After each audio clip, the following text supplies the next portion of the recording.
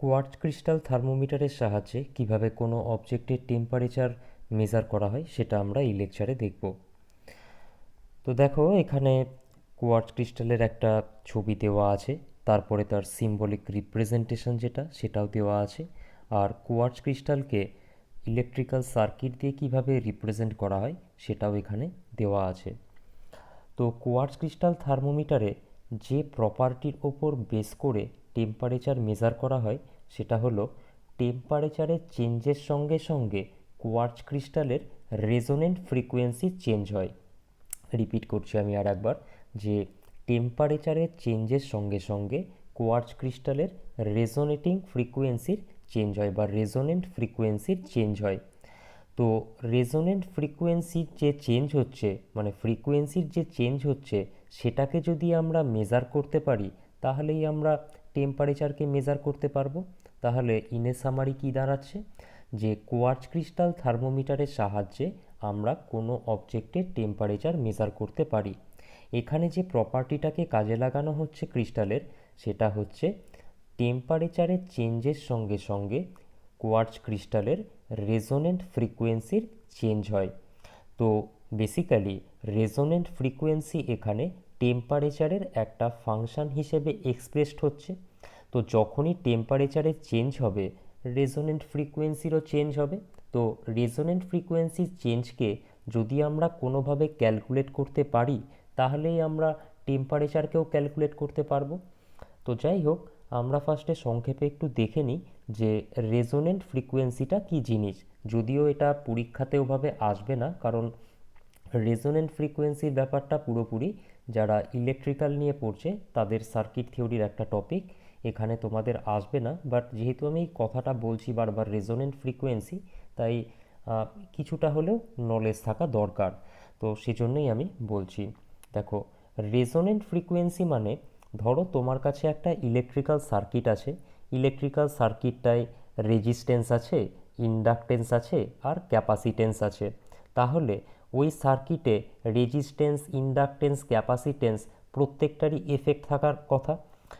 কিন্তু রেজোনেন্স হচ্ছে গিয়ে সার্কিটের সেই কন্ডিশন বা সেই সিচুয়েশান একটা বলতে পারো যখন সার্কিটটা পিওরলি রেজিস্টিভ সার্কিট হিসেবে আচরণ করে। আমি রিপিট করছি আর একবার, যে ধরো তোমার কাছে একটা ইলেকট্রিক্যাল সার্কিট আছে, যে সার্কিটে রেজিস্ট্যান্স আছে, ইন্ডাকটেন্সও আছে, আবার ক্যাপাসিটেন্সও আছে। তাহলে বেসিক্যালি ওই সার্কিটে রেজিস্ট্যান্স, ইন্ডাকটেন্স, ক্যাপাসিটেন্স তিনটেরই এফেক্ট থাকার কথা। বাট দেখা যাচ্ছে কি পার্টিকুলার একটা সিচুয়েশানে সার্কিটটা পিওরলি রেজিস্টিভ সার্কিট হিসেবে আচরণ করছে। এই যে সিচুয়েশানটা বা এই যে ঘটনাটা, এটাকে বলা হয় রেজোনেন্স। মানে রেজোনেন্স হচ্ছে গিয়ে সার্কিটের সেই কন্ডিশান যে কন্ডিশানে সার্কিটে রেজিস্ট্যান্স, ইন্ডাকটেন্স, ক্যাপাসিটেন্স থাকা সত্ত্বেও সার্কিটটা একটা পিওরলি রেজিস্টিভ সার্কিট হিসেবে আচরণ করে। আর পার্টিকুলার যে ফ্রিকোয়েন্সিতে জিনিসটা হয় সেই ফ্রিকোয়েন্সিকে বলা হয় রেজোনেন্ট ফ্রিকোয়েন্সি। তো আমরা একটা এখানে এক্সাম্পল নিয়ে নেব। চলো, জাস্ট আ মিনিট।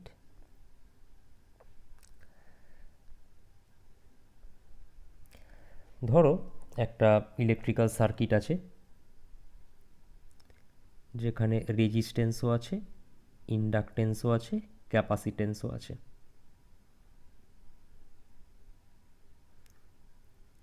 একটা এসি সোর্স কানেক্ট করে দিলাম। এই এসি সোর্সটার যে ভোল্টেজ সেটা ধরলাম ভি ভোল্ট, আর এর ফ্রিকোয়েন্সি আমি ধরলাম হচ্ছে এফ আর্চ। এক মিনিট, ফ্রিকোয়েন্সি ধরলাম এফ আর্চ। রেজিস্ট্যান্স হচ্ছে গিয়ে আর, ইন্ডাকটিভ রিঅ্যাক্টেন্স হচ্ছে এক্সএল, ক্যাপাসিটিভ রিঅ্যাক্টেন্স হচ্ছে এক্সি। সার্কিটে ধরলাম কারেন্ট ফ্লো হচ্ছে আই। তো এটা হচ্ছে গিয়ে বেসিক্যালি একটা আরএলসি সিরিজ সার্কিট যেখানে রেজিস্ট্যান্স, ইন্ডাকটেন্স আর ক্যাপাসিটেন্স সিরিজে আছে। তো যাই হোক, আমরা তো রেজোনেন্স নিয়ে ডিল করব, সিরিজে থাকুক প্যারালালে থাকুক ম্যাটার করে না। আমি এক্সাম্পল হিসেবে সিরিজ সার্কিট নিয়েছি, আরএলসি সিরিজ সার্কিট নিয়েছি। তো এই সার্কিটের যে impedance Z, Z equals to কী হবে, R plus j XL minus j XC. আর যে যদি কমন নিয়ে নিই এক্সএল মাইনাস এক্সি, তাহলে জেড ইকুয়ালস টু দাঁড়াচ্ছে R plus j into XL minus XC. এবার যখন রেজোনেন্স হবে, রেজোনেন্সের সময় সার্কিটটা পিওরলি রেজিস্টিভ সার্কিট হিসেবে আচরণ করবে। তো পিওরলি রেজিস্টিভ সার্কিট হিসেবে আচরণ করবে মানে এই আর রিয়াল পার্টটুকু থাকবে, আর imaginary part XL minus XC equals to zero হয়ে যাবে। এক্সএল মাইনাস এক্সি এই পার্টটা যদি জিরো হয়ে যায় তবেই না গিয়ে জেড ইকুয়ালস টু আর হবে, আর জেড ইকুয়ালস টু আর মানে কি সার্কিটটা পিওরলি রেজিস্টিভ সার্কিট হিসেবে আচরণ করছে। তাহলে অ্যাট রেজোনেন্স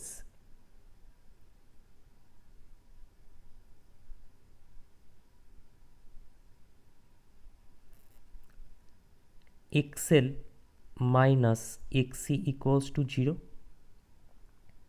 তাহলে এখান থেকে আমি কি বলতে পারি, এক্সএল ইকুয়ালস টু হচ্ছে এক্সি। আচ্ছা, এখানে লেখা যাক এক্সএল, এক্সএল মানে কি ওমেগা জিরো ইন্টু এল, বা আমি একদম লিনিয়ার ফ্রিকোয়েন্সি দিয়েই করি ধরো, তাহলে আরও তাড়াতাড়ি হবে। এক্সএল মানে two pi F zero into এল, যেখানে এফ জিরো হচ্ছে রেজোনেন্ট ফ্রিকোয়েন্সি, যে ফ্রিকোয়েন্সিতে জিনিসটা হচ্ছে সেটাকে তো আমরা রেজোনেন্ট ফ্রিকোয়েন্সি বলেই দিলাম। এক্সএল ইকুয়ালস টু হচ্ছে two pi F zero into L, আর এক্সি মানে কি one by two pi F zero into C. F zero এখানে যে ডান দিকে যে এফ জিরো আছে বাঁ দিকে যদি নিয়ে চলে যাই তাহলে ওটা এফ জিরো স্কোয়ার হয়ে যাবে, আর বাঁ দিকে টু পাই এলকে যদি ডান দিকে নিয়ে চলে যায় তাহলে ওগুলো সব নিচে চলে যাবে। টু পাই সি তো অলরেডি ছিল এখানে, আর টু পাই এলকে আমি এখানে আনলাম। এক মিনিট, তাহলে F zero square equals to কী দাঁড়াচ্ছে, ফোর পাই স্কোয়ার এলসি। আমাকে বের করতে হবে এফ জিরো, তাহলে দুদিকে রুট করে নিতে হবে, two pi into root LC. তাহলে সিরিজ আর এলসি সার্কিটের জন্য রেজোনেন্ট ফ্রিকোয়েন্সি বা রেজোনেটিং ফ্রিকোয়েন্সির যে এক্সপ্রেশন পেলাম আমরা সেটা হচ্ছে F zero equals to one by two pi into root LC. মানে এফ জিরোর ভ্যালু যখন one by two pi into root এলসির সঙ্গে সমান হবে তখন সার্কিটের রেজোনেন্স হবে, মানে সার্কিটটা পিওরলি রেজিস্টিভ সার্কিট হিসেবে আচরণ করবে। তাহলে পার্টিকুলার একটা ফ্রিকোয়েন্সিতে সার্কিটটা রেজোনেটিং সার্কিটটা রেজোনেন্স হিসেবে, মানে রেজোনেন্সে কী বলে রেজোনেটিং ফ্রিকোয়েন্সি অ্যাপিয়ার হচ্ছে, পার্টিকুলার একটা সিচুয়েশানে সার্কিটটা রেজোনেন্স প্রদর্শন করছে, এটা আমরা বলতে পারি। আচ্ছা, তো এবার দেখো এখানে যে কোয়ার্টজ ক্রিস্টালের যে সার্কিটটা দেওয়া আছে সেখানেও দেখো রেজিস্ট্যান্স আছে, ইন্ডাকটেন্স আছে, ক্যাপাসিটেন্স আছে, প্যারালালের একটা ক্যাপাসিটেন্স আছে। তো এখানে সিরিজ আরএলসি থাকতে হবে তার তো কোনো মানে নেই, সার্কিটে রেজিস্ট্যান্স, ইন্ডাকটেন্স, ক্যাপাসিটেন্স থাকলেই হলো, সিরিজ কানেকশান থাকুক বা প্যারালাল কানেকশান থাকুক। মোট কথা যখন রেজোনেন্স হবে সার্কিটের মানে সার্কিটটা সবসময় পিওরলি রেজিস্টিভ সার্কিট হিসেবে আচরণ করবে। তো যাই হোক, একটা সার্কিটে যদি রেজিস্ট্যান্স, ইন্ডাকটেন্স আর ক্যাপাসিটেন্স তিনটেই যদি প্রেজেন্ট থাকে তাহলে যে কন্ডিশানে সার্কিটটা পিওরলি রেজিস্টিভ সার্কিট হিসেবে আচরণ করবে সেই কন্ডিশন বা সিচুয়েশানটাকে আমরা বলি রেজোনেন্স, আর যে ফ্রিকোয়েন্সিতে রেজোনেন্সটা হয় তাকে আমরা বলি রেজোনেন্ট ফ্রিকোয়েন্সি। তাহলে আশা করি রেজোনেন্ট ফ্রিকোয়েন্সি কি সেই জিনিসটা ক্লিয়ার হলো। এবার আসল জায়গায় ফিরে আসা যাক, যে কোয়ার্টজ ক্রিস্টাল যে জিনিসটা আছে, কোয়ার্টজ ক্রিস্টাল, এই যে কোয়ার্টজ ক্রিস্টালের জন্য তো আমরা এই সার্কিটটা পেলাম। তো কোয়ার্টজ ক্রিস্টালে যেহেতু আরএলসি সবগুলোই প্রেজেন্ট আছে, কোয়ার্টজ ক্রিস্টালও একটা পার্টিকুলার ফ্রিকোয়েন্সিতে রেজোনেন্ট এক্সিবিট করবে।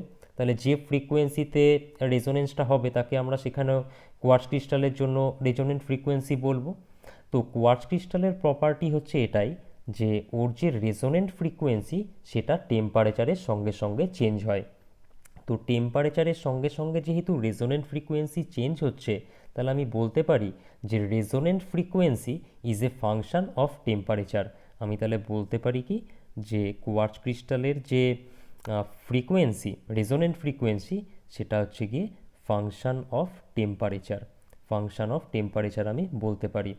মানে টেম্পারেচার যদি চেঞ্জ হয় তাহলে রেজোনেন্ট ফ্রিকোয়েন্সিরও চেঞ্জ হবে। তাহলে সাপোজ টেম্পারেচার চেঞ্জ হয়ে গেল, রেজোনেন্ট ফ্রিকোয়েন্সিও চেঞ্জ হয়ে যাবে।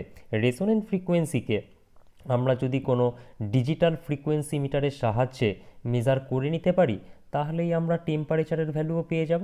এইভাবে কোয়ার্টজ ক্রিস্টাল থার্মোমিটারের সাহায্যে কোনো অবজেক্টের টেম্পারেচার মেজার করা হয়। আর এর একটা বড়, মানে এই ধরনের থার্মোমিটারের একটা বড় অ্যাডভান্টেজ হচ্ছে এরা হাইলি সেন্সিটিভ হয়। এদের সেন্সিটিভিটি 0.001 ডিগ্রি সেলসিয়াস অর্ডারের হয়ে থাকে। তো যাই হোক, কোয়ার্টজ ক্রিস্টাল থার্মোমিটারের সাহায্যে আমরা এইভাবে কোনো অবজেক্টের টেম্পারেচার মেজার করে থাকি।